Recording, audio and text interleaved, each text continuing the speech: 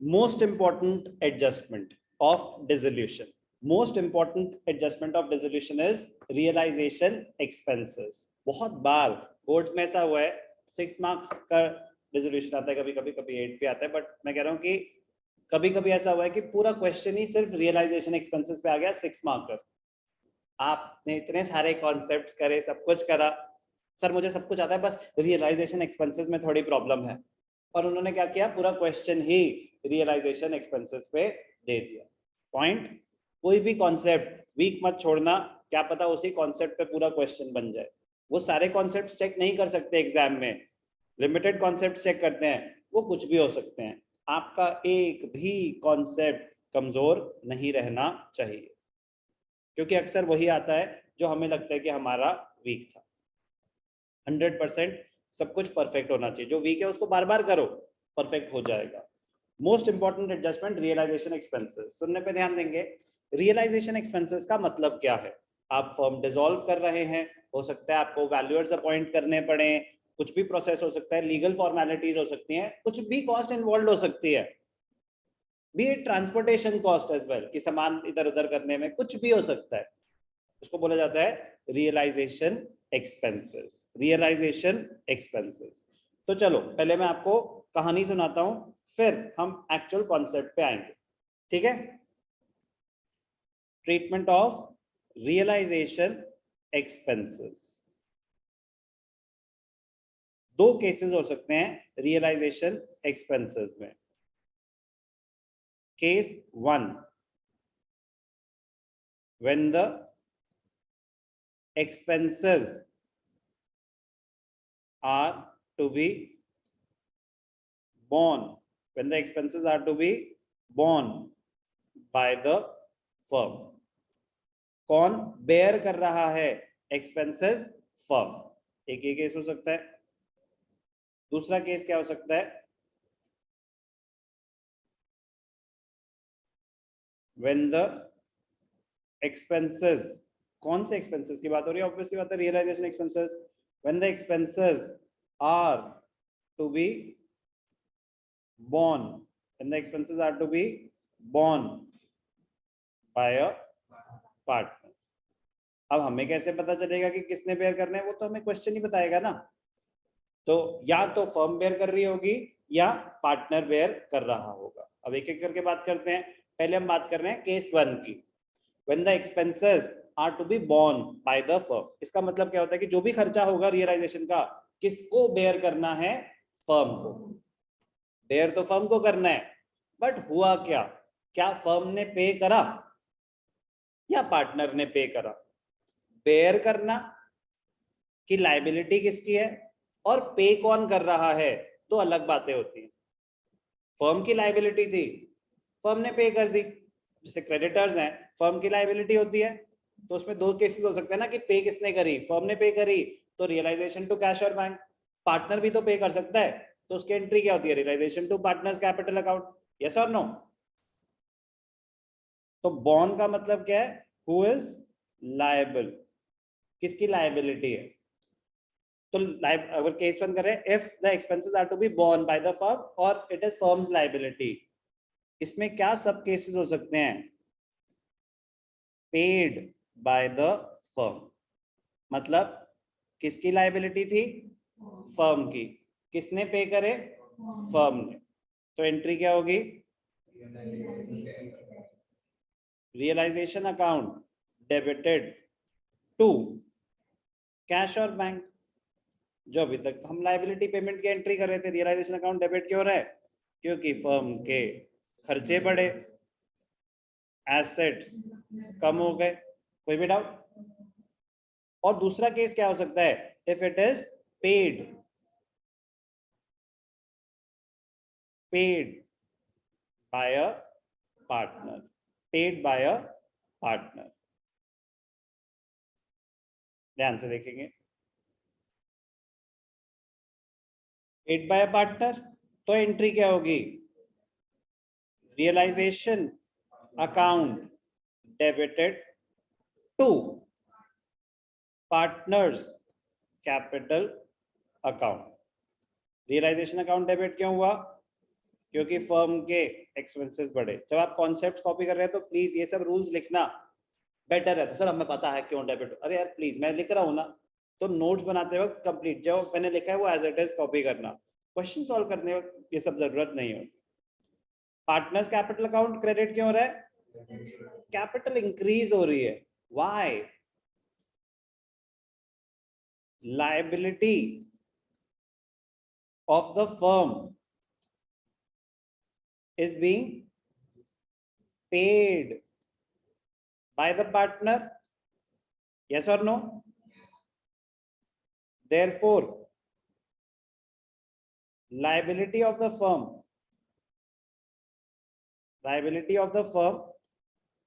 towards the partner increases, yes or no? तो आपने firm के बिहाफ पे कोई पेमेंट करी तो फर्म आपको दे देगी वो पैसे, तो increase in capital. Realisation expenses, सीधा लिखोगे realisation expenses to amounted to 5000, paid by the firm, realization to cash or bank, paid by a partner, realization to partner's capital account. So when they are being paid by the partner, it means firm की एक liability थी जो partner ने meet कर दी। कोई भी doubt? Okay. Realization expenses में case 2 क्या हो सकता है? When the expenses are to be borne by the partner. Who is liable to pay them? Partner. This case will be applicable only when it is specifically mentioned, that the partner was liable to bear these expenses. कोई doubt? The partner was liable to bear these expenses. जब तक specifically mentioned नहीं है तब तक नहीं होगा. That is, if nothing is specified about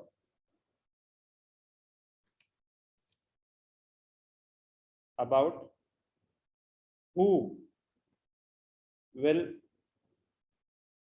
bear the expenses, they will be treated as a liability of the firm. तो partner की लायबिलिटी कब मानी जाएगी? सिर्फ और सिर्फ जब स्पेसिफिकली मेंशन्ड है। ये पॉइंट समझ आया ना? अगर कुछ मेंशन नहीं है, सिर्फ लिखा है रियलाइजेशन एक्सपेंसेस वर 10,000, कुछ मेंशन नहीं है who was supposed to bear them, firm was supposed to bear them, कुछ और कुछ भी मेंशन नहीं है, तो जिसको बेयर करना था उसने पे कर दिया, तो फिर फर्म को बेयर करना था, फर्म ने पे कर दिया। कोई डाउट? हमें कैसे पता चलेगा कि पार्टनर को बेयर करना था? क्वेश्चन बताएगा।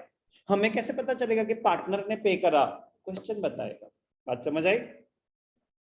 तो case 2, when the expenses are to be borne by the partner, इसमें दो सब केसेस हो सकते हैं, पेड बाय द पार्टनर। कौन सा केस है? किसको पे करने चाहिए थे? नालायक। केस है पार्टनर को पे करने चाहिए थे। फर्म कहां से आ गई? उसने मुझे फर्म सुनाई दिया, किसी ने तो फर्म बोला। एनीवे, मेरी गलती। किसको, केस कौन सा है? किसको बेयर करने चाहिए थे? पार्टनर। किसने पे करे? पार्टनर। तो अगर पार्टनर को बेयर करने चाहिए थे तो मतलब फर्म का है ही नहीं कुछ लेना देना उससे, पार्टनर का पर्सनल एक्सपेंस माना जाएगा। ये क्या माना जाएगा? पार्टनर का पर्सनल एक्सपेंस। उसका पर्सनल एक्सपेंस उसने पे कर दिया, तो क्या एंट्री होगी आपके हिसाब से? Good, no entry. क्यों नो एंट्री?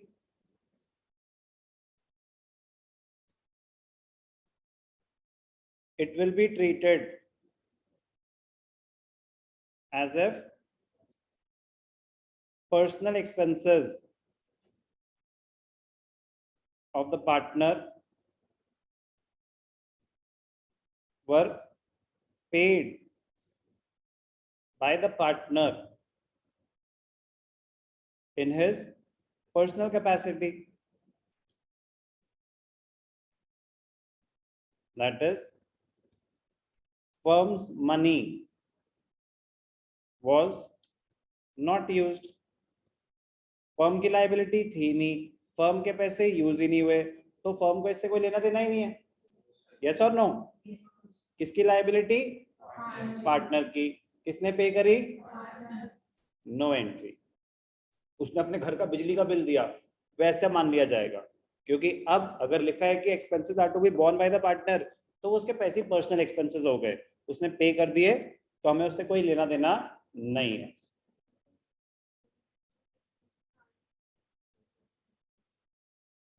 नहीं नहीं, रियलाइजेशन एक्सपेंसेस में इसलिए आया क्योंकि हमारी आपस में अंडरस्टैंडिंग ऐसे थी कि देख भाई, रियलाइजेशन एक्सपेंसेस तेरा जिम्मा, उसके लिए कोई ना कोई अलग कुछ हो रहा होगा ना.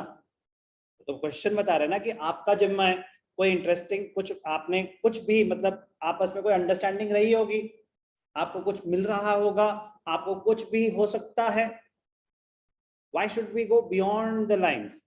मैं कह रहा हूं कि अगर लिखा है कि expenses are to be borne by the partner, हमें रीजन ढूंढना नहीं है कि क्यों कर रहा है ये बेयर, ऐसा क्या हो गया. बात समझ आई? तो if it is clearly mentioned that the expenses are to be borne by the firm, इसका मतलब उसकी लायबिलिटी है. ओके, अब अगर उसकी लायबिलिटी है तो पे कौन कर रहा है? एक कि पार्टनर ने पे करा, दूसरा पेड बाय द फर्म. तो अब क्या हो रहा है? Liability of the partner paid by the firm. It means that firm's money, it means that firm's money is being used to meet personal expenses, to meet personal expenses of the partner. इसका मतलब partner firm के पैसे use कर रहा है अपने personal expenses meet करने के लिए. तो इसको मैं क्या टर्म दे सकता हूं? Drawings. They will be treated as his drawings. तो जर्नल एंट्री क्या हो जाएगी? Partners capital account debited to cash और bank. Partners capital account debited to cash और बैंक. कैपिटल अकाउंट डेबिट क्यों हुआ? क्योंकि आपकी ड्राइंग्स है, कैपिटल रिड्यूस हो जाएंगी. फर्म के पैसे यूज हुए हैं तो फर्म के एसेट्स कम हुए कि नहीं हुए? बात समझ आई? तो हमें क्वेश्चन बड़े ध्यान से पढ़ना है. क्वेश्चन बताएगा कि रियलाइजेशन एक्सपेंसेस कौन बेयर करेगा, who is liable to pay them. फिर हमें देखना है कि who was liable to pay them, who paid them actually. तो ये चीज मैं आपको ऑलरेडी डिटेल में करा चुका हूं. ठीक है, मतलब अभी आएगा second round of discussion, but I hope अभी तक कोई डाउट? यस. जो पार्टनर्स का लायबिलिटी फर्म पे कर रहे हैं, रियलाइजेशन अकाउंट में क्यों नहीं गया?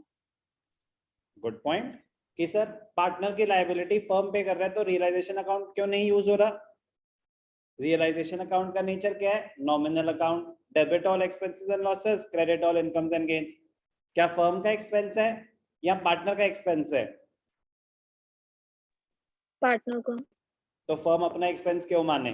रियलाइजेशन में डेबिट साइड पे सिर्फ और सिर्फ फर्म के खर्चे आते हैं, तो फर्म का तो खर्चा है ही नहीं है, तो इसीलिए फर्म रियलाइजेशन अकाउंट डेबिट नहीं होगा.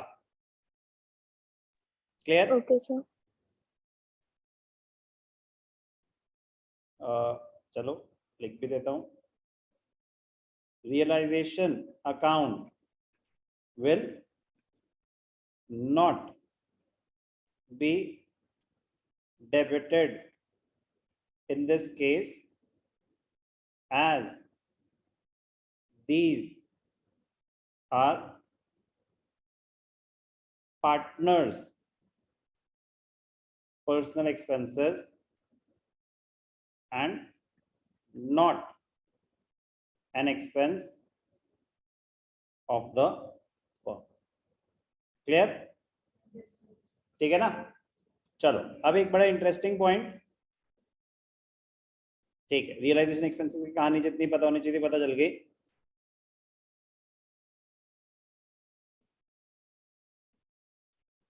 कभी कभी क्या होता है, कमीशन और रेम्यूनरेशन, कमीशन और remuneration paid to a partner, commission और remuneration paid to a partner to carry out dissolution work. Commission और remuneration paid to a partner to carry out dissolution work. कि यार डिसोल्यूशन की responsibility आप देख लेना, आप ये सारे काम कर लेना, किसी को भी वैल्यूअर को अपॉइंट करना हो या जो भी लीगल वर्क हो, जो भी काम हो, आप इस प्रोसेस को प्लीज एग्जीक्यूट करें। इसके लिए आपको हम कमीशन या रेम्यूनरेशन देंगे, वट एवर द अमाउंट में भी। फर्म का खर्चा है, यस और नो? किसको दे रहे हैं? पार्टनर को। तो इसमें कोई सब केसेस नहीं होते, सिंपल सी एंट्री है। क्या? Realisation account debited to partners capital account. Realisation account क्यों डेबिट हो रहा है? फर्म के एक्सपेंसेस हैं। कैपिटल अकाउंट क्रेडिट क्यों हो रहा है?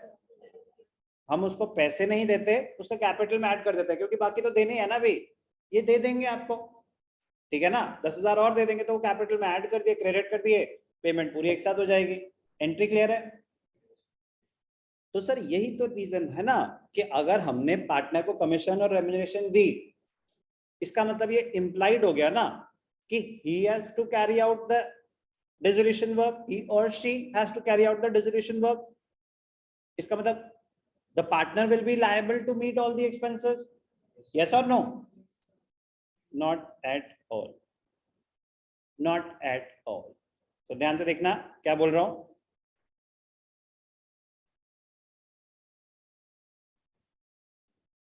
Giving remuneration, giving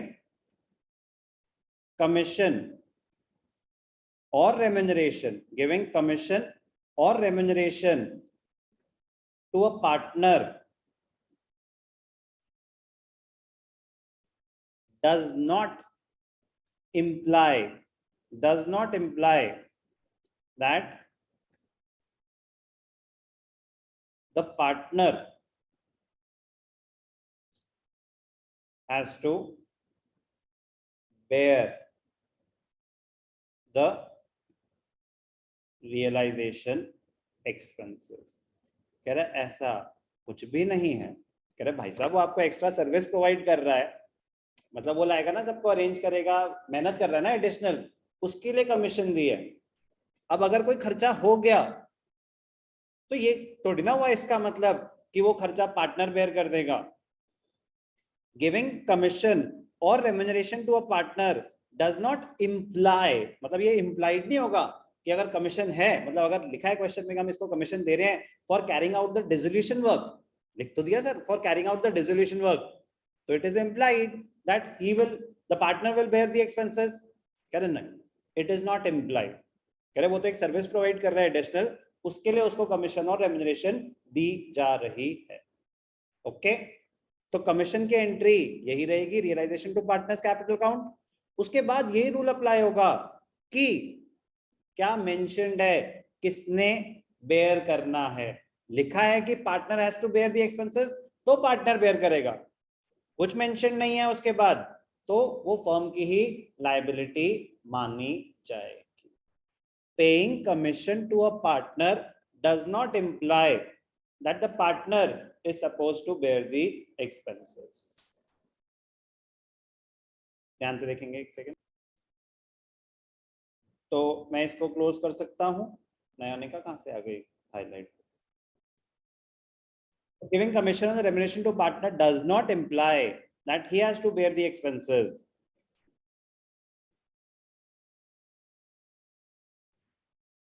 Partner will be liable to pay the realization expenses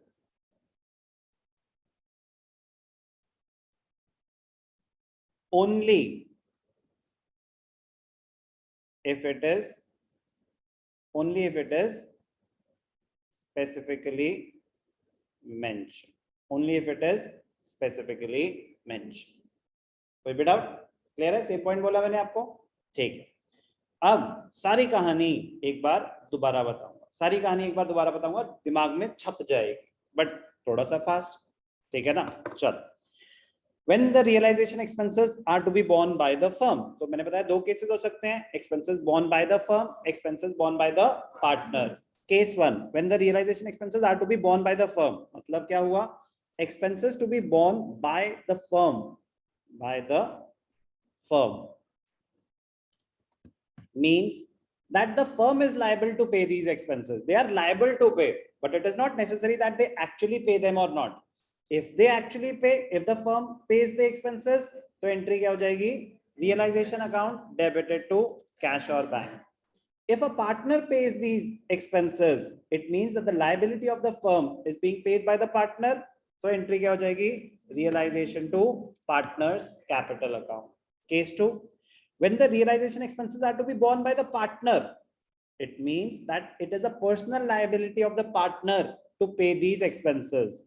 If the partner pays his personal liability, तो हम पे कोई एहसान नहीं करा भाई साहब आपने. It means that the personal liability of the partner is being paid by the partner only. So no entry will be passed in this case. कहीं भी नहीं सर, कैपिटल अकाउंट में भी नहीं भाई, कैपिटल अकाउंट भी फर्म ही बना रही है, तो नो एंट्री मतलब no entry. Paid by the firm, तो मतलब expenses of the partner being paid by the firm. It means that the personal liability of a partner is being paid by the firm. The firm will recover this money from the partner by debiting his capital account. The partner's capital account debited to cash or bank. Logic मैं आपको already बता ही चुका हूँ. Realization account is not debited in this case because it is not an expense of the firm but that of a partner. तो ये question भी आपका cover हो गया इसमें कि सर रियलाइजेशन डेबिट क्यों नहीं हुआ. Very, very important point. If nothing is mentioned, realization expenses are treated as a liability of the firm. सिर्फ लिखा है realization expenses amounted to 50,000. They were paid by A. They were paid by A. ये mention नहीं है who was supposed to bear them. So they were the liability of the firm, and the liability of the firm was paid by the partner. Commission अगर दे रहे हैं, treatment of commission paid to a partner at the time of dissolution to carry out any dissolution work. Entry would be realization account debited to partner's capital account. Very, very important point. Paying commission to a partner does not imply that the partner will bear the realization expenses. Realization expenses will be borne by the partner only and only if it is specifically mentioned in the question. I hope you realize the importance of this concept कि मैंने same चीज दो बार करी. It is not difficult, but variety बहुत ज्यादा है, ठीक है ना? बहुत ज्यादा तो नहीं बोलूंगा, but still realization expenses read carefully. Question में एक ही केस हो रहा होता है, but वो कुछ भी हो सकता है. बहुत easy, but बहुत ज्यादा important. इतना important कि पूरा क्वेश्चन वो 5-6 केसेस सिर्फ रियलाइजेशन एक्सपेंसेस के ही बना के आपको दे सकते हैं. इतना important.